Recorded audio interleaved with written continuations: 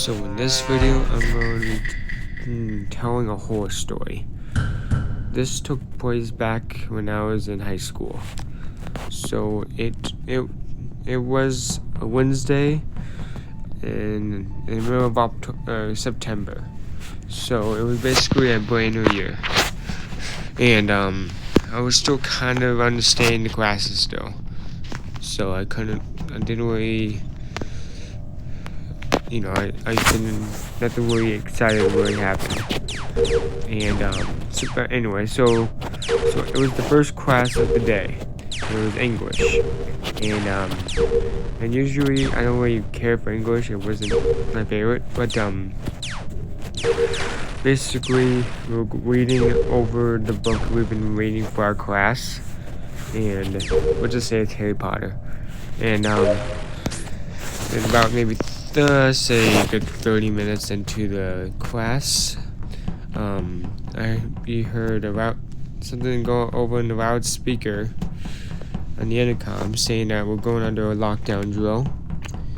And then I didn't think much of it. It could just be practice. So the teacher he needed to close the windows and lock the door. And weird enough, when he was closing the window, I actually saw something weird out of a corner before she closed it all the way. It was like a guy.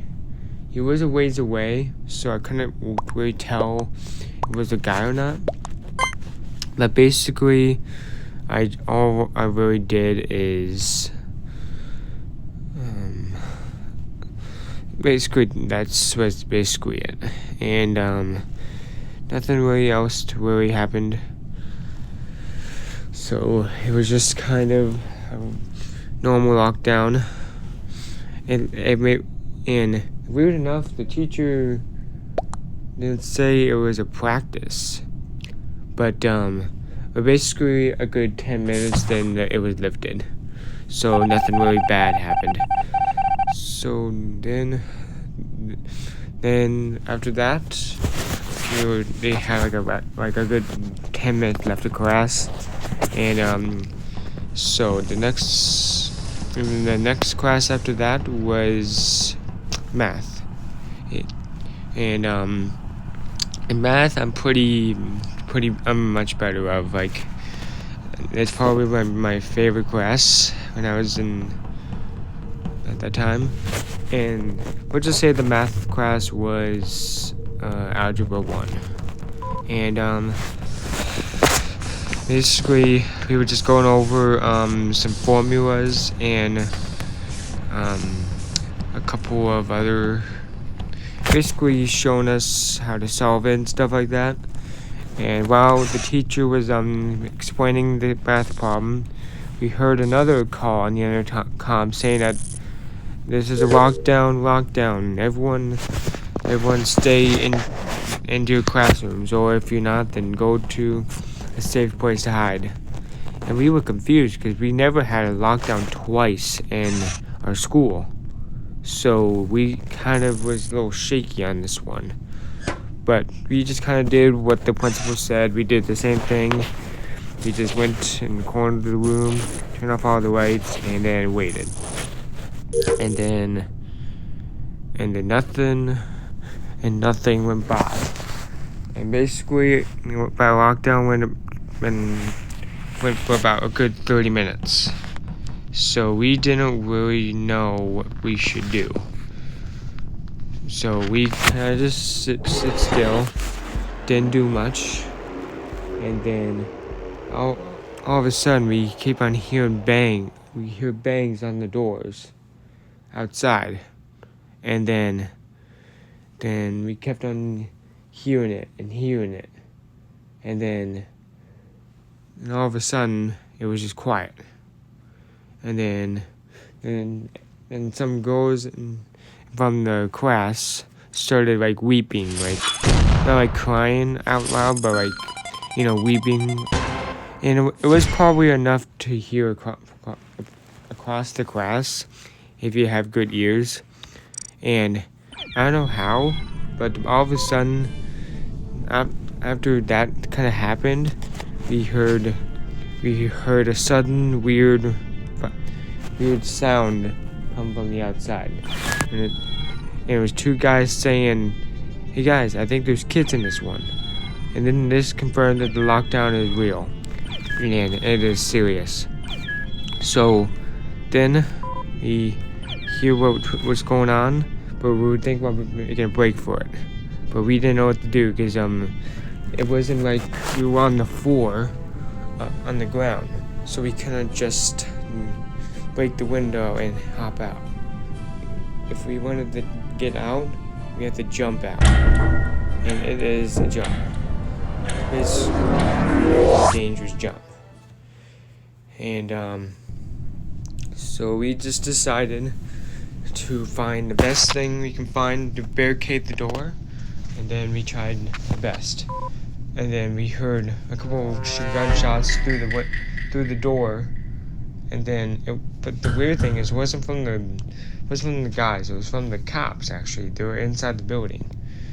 And then we kind of watched what's going on. There was a bunch of shooting going on out there, a bunch of chaos, and then all of a sudden it all just kind of stopped. And then we thought that it was over, so we waited a good another 5 minutes just to make sure, and then the lockdown was lifted, and we just went back to our normal classes. And some teachers said maybe go call off the school day, but it was already almost the end of the day, so they decided to keep on going. And then but the stupidest thing is, the guys ran away. They never got caught, so we didn't really do anything in math class. Actually, in fact, we skipped a good 2 periods, so it was now on to actually lunch. So we went to lunch, and then after lunch was a welding class, and I personally loved welding, so I thought I always looking forward to the welding. And while I was walking to welding, and everyone was kind of walking too, I needed to use the bathroom, so I decided to just real quick use the bathroom and head in there, because it wasn't going to take long. And all of a sudden I hear another speaker saying that we're going under another lockdown, and she said, and the weirdest thing though, it wasn't the average voice that we hear. Usually we would hear like a man's voice going over the intercom, because the principal is a man, and he has a deep voice.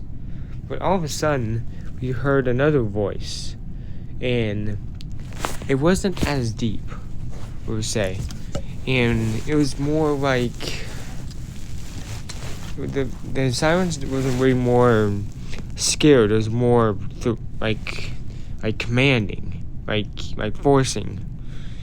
So I thought it was kind of weird, but I don't really think much of it. I tried maybe rushing to the bath or the classroom door. Maybe they'll let me in real quick. And sure enough, they looked at me. They're like, "Dude, you didn't get inside the classroom. We can't let you in." So I'm like, "It's alright. I understand." So I just kind of tried to find a place to go, and I saw there was a locker room. So I tried maybe going to the locker room, but I do remember there's locks on the outside. So I think it won't be a good idea to go in there. So my last choice was probably either leave the building, or I couldn't really think of anything else. Or I could go. Actually, no. I went inside this closet, and I found this closet basically right next to the welding class. It was like, maybe you go down, you see a weight room, and then a gymnasium, and then you see a closet. And then all you do is all I did was basically I just went inside there, and luckily I can lock the door from the inside, so I locked it, and then I just kind of waited. And I waited for a good, probably just 5 minutes. And while I was waiting, I heard screaming across the background. And like scared screaming, not like people screaming running from their lives. And I hear gunshots. And after that, I kind of felt my heart kind of sank, because it was kind of a worst experience I was into. And then the scariest thing was, then I heard a shot very close, like it hit my door to the outside. And that was probably the scariest thing I ever seen. Because here's the thing. So it didn't go through the door.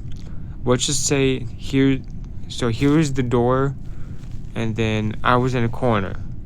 And let's just say if the bullet was anywhere in like an inch or a little closer, and it went through the door, that would been crazy.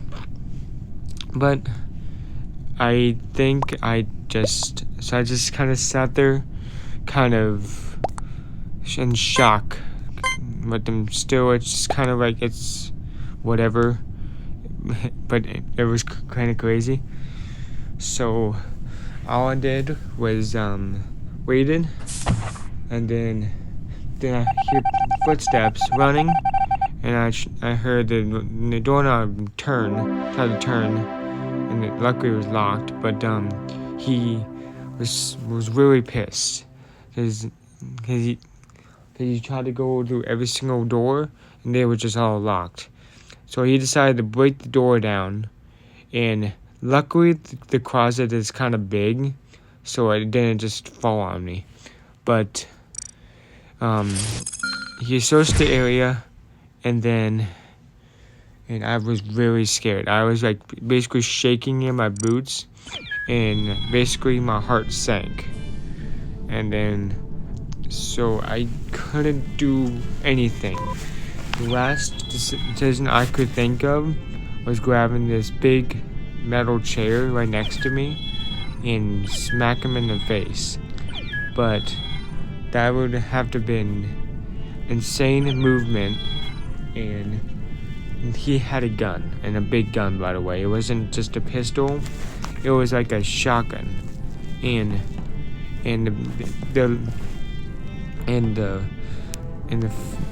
the fact that it could be really low chance of me knocking this guy out while I basically have a big chair. I didn't want to take that calculated risk. So basically what I did is, the door was open, and I decided to grab the chair and then basically use it as a shield, because the chair is pretty big. It wasn't just like a little tiny chair.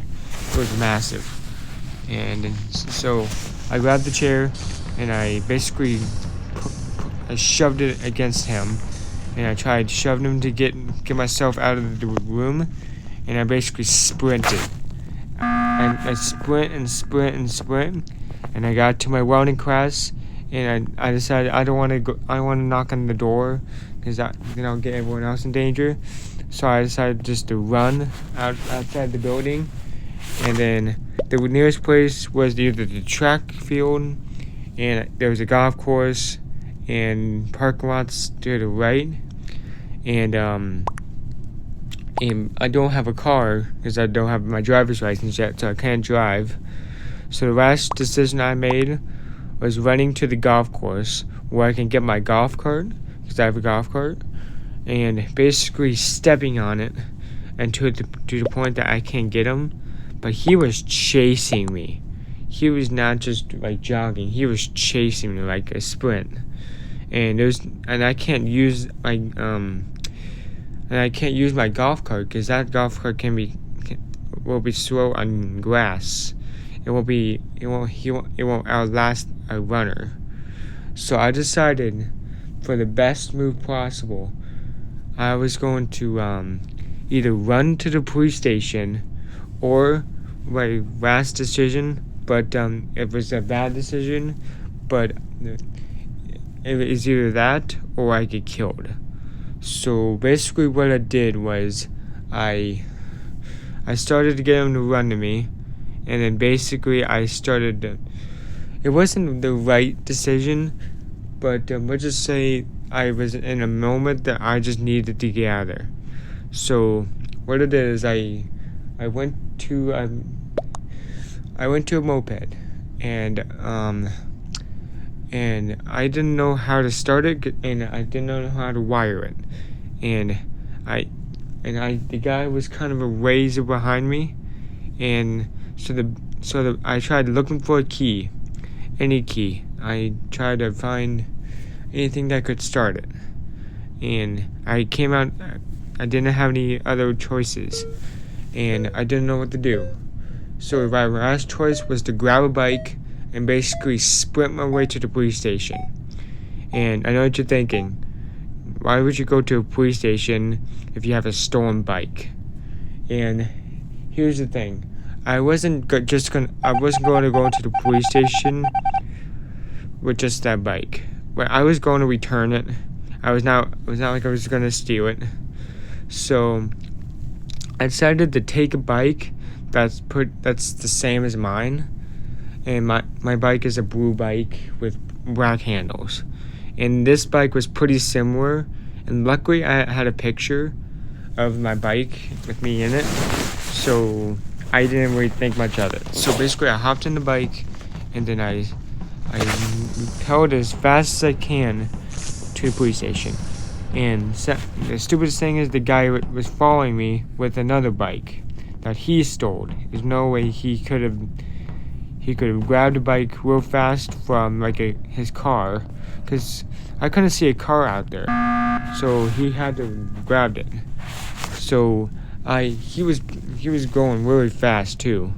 So I just kept on going and going and going, till eventually I got to the police station. And then basically telling them I'm being chased, and the craziest thing is that people were seeing me being chased, and so I told them that there was a crazy man chasing me, and basically he stole a bike, and basically chasing me here from the school, and I had to get my bike and get all the way here, and basically tell them that whole story, and they thought I was going crazy. So they kind of investigated me a little bit, and then they kind of investigated my bike. Then they kind of asked for a description of the other guy, and basically the guy was wearing a black hooded coat with some leather jeans, and he had a stocking hat on him, and I think boots he was wearing, and that's what I described. And he was on a like a reddish bike with a pocket on the front, and then they decided, when they got that, then they started searching. And while they were doing that, I was going to see if I could maybe find him myself. I was paddling down the roads. I couldn't see him anywhere. And then I was thinking about going back to school. And but I don't know if I should because of that guy. So I decided to wait at the police station for a bit, just to kind of, make sure everything's okay. Then I decided, I'm gonna go get something to eat, and I'll come back.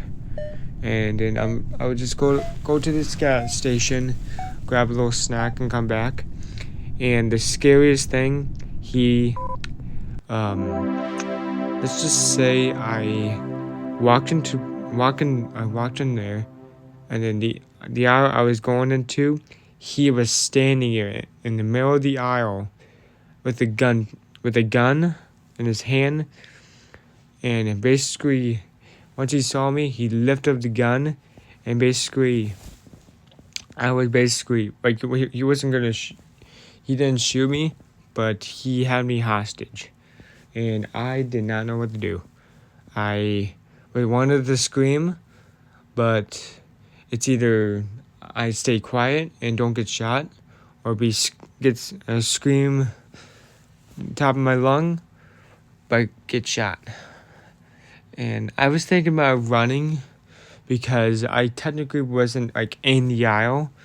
Like I could technically kind of get out of there if I'm lucky. But I can't run from this guy. So I basically what I did is I waited until someone saw me, and then they report it. And basically he had me hostage for a good minute, while he telling me like lies, like telling me, you're the reason that I did all this. And I told him, I did what? And he just said, that I killed. And the reason I was here is because you did all of this. All I wanted to do was I just wanted something from you, and I was going to give it to him because it's not his. What it was, he wanted a Rubik's Cube, a certain one, and I told him I can't sell it because it's my dad's, and I figured he would understand, and he even offered me a couple of $100 for a Rubik's Cube. I said, that's generous, but no thanks. Then he told me that this is all your fault. If you would just give me that Rubik's Cube, none of this would have happened. So I told him, well, if I give you the Rubik's Cube now, can you stop all of this? And he told me, he said, if you give me $50, I give him the $50. And I'm like, I don't have $50 on me. And he said, well, then you're done. And basically after he said that, I literally saw a police officer on the other side heard that, and he saw the situation I was in, and basically slowly walked up to him, and then right when he's like basically at his back, he said what police officers do. He basically just said, hands behind your back, and then put over your head, or not over your head, but, and then he said like, whatever you do will be in a court of law or whatever, and that was the end of the day. I was thinking about going back to school, but I was just like, you know what, I'm just gonna go home. I don't care anymore. It was another like hour of school left, but that was crazy enough. And so basically I asked the police officer if you can tell my parents the reason I'm home, and tell them the story, just so they can believe me. They know it's true. And yeah, that was the story. Hope you guys enjoyed.